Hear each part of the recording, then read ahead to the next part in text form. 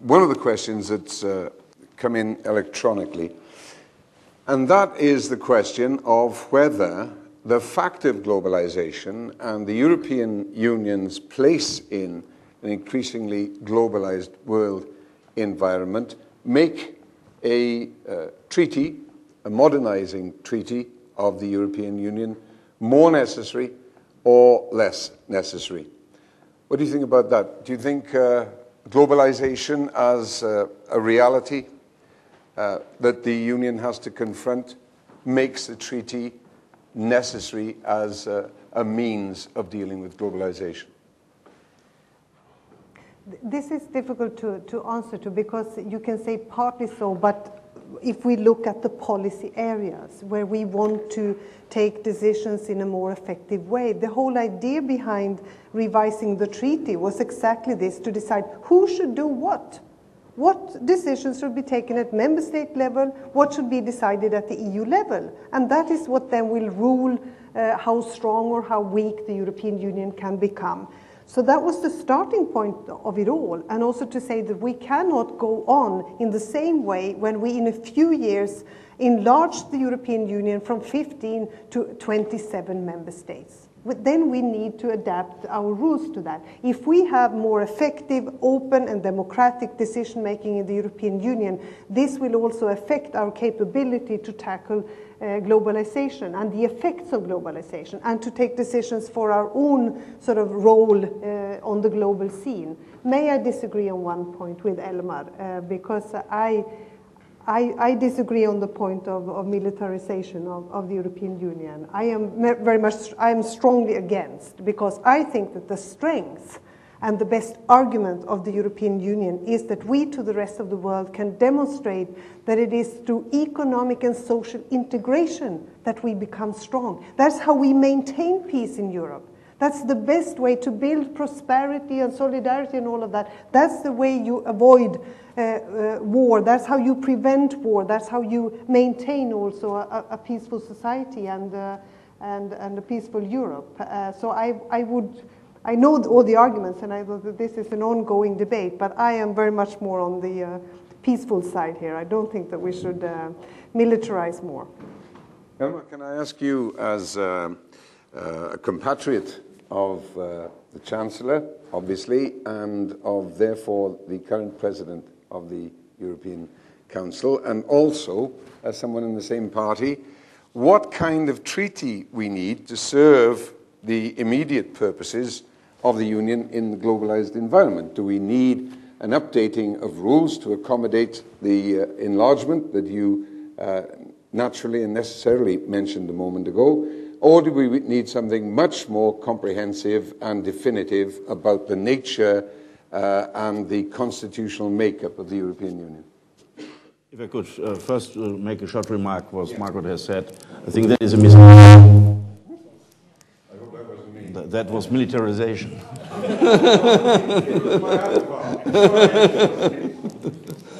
I think that was a misunderstanding. I said the first is the soft power and prevention, and then civil crisis management. But we learned from so many occasions, if you not have a stick at home, then the other policies sometimes do not work. Lord Owen and others made in the Balkans at that time, I think 34 ceasefires with Milosevic. None of them worked, because he knew that we could not stand for it. And if we would have the ability there already, and not had to wait just for the Americans, it was always solved when the Americans intervened and everyone, then I think we might have perhaps saved a lot of lives, and so I think what we have to do in this treaty is seen in foreign security policy, where we are already weak. You see in public opinion, all countries together seeing that 70% of Europeans want to have a stronger role in foreign security policy. What do we? We have a commissioner who has money and a staff. We have a high representative who has no money or no staff, but should negotiate. And we have every half a year a foreign minister's council president. And if he comes from a small country, from Luxembourg, for example, it's a once in a lifetime to be invited to the Oval Office. And this does not work. My biggest problem sometimes was, as chairman of the Foreign Affairs Committee, Probably it was not the fault of Solana and Ferrero-Waldner, but of their staff, to avoid that they meet on the floor. We are human beings. And this does not work. And to put it in one hand, to make it practical, the man who has a staff or the woman and the money and the right to negotiate and share, we could make not all the difference, but most of the difference. And we have to come to such solutions where we have to become stronger, where we need Europe, and apply to the subsidiarity principle where we do not Europe and the nation state to take the responsibility of the regions or the local sector.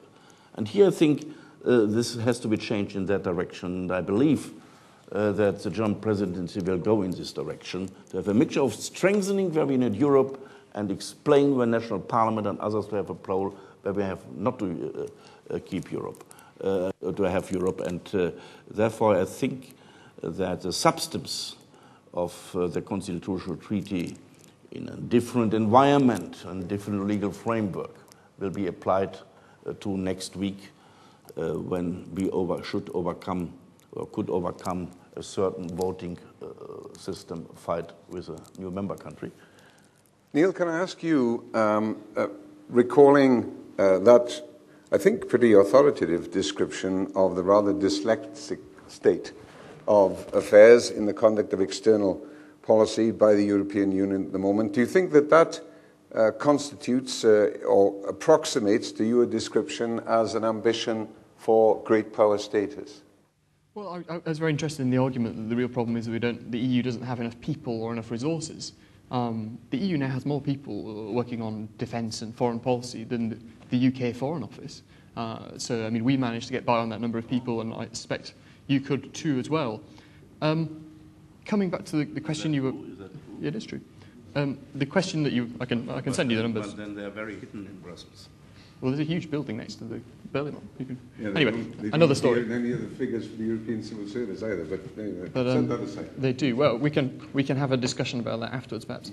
The question you asked before, do we need a new treaty to manage globalisation? Well, this has been a really extraordinary process. In 2001, we launched this whole process leading to the European Constitution because EU leaders agreed that too many decisions were being made out of the sight of the public. It was too undemocratic. We needed to hand back some powers to the member states.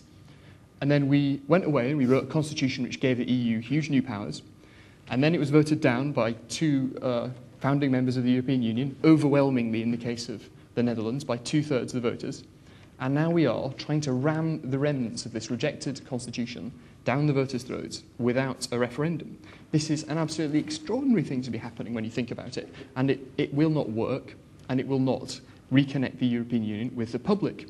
What the EU needs is reform, not even more powers. And so looking at what's going to be in this new amended constitutional treaty, whatever we call it, so we'll have an EU president, an EU foreign minister. But if you don't have a common foreign policy, what is the point of having a common figurehead? Either he says nothing and is irrelevant, or he says something and disagrees with half of his member states, thus causing all kinds of mixed signals to the rest of the world and diluting the voice of the member states in the world. It is not at all clear to me that it is a good idea in the context of globalisation for the EU to change the voting system, as it proposes to do, to make it much harder for member states to block legislation. For the UK, that translates into about a 30% cut in our ability to block legislation.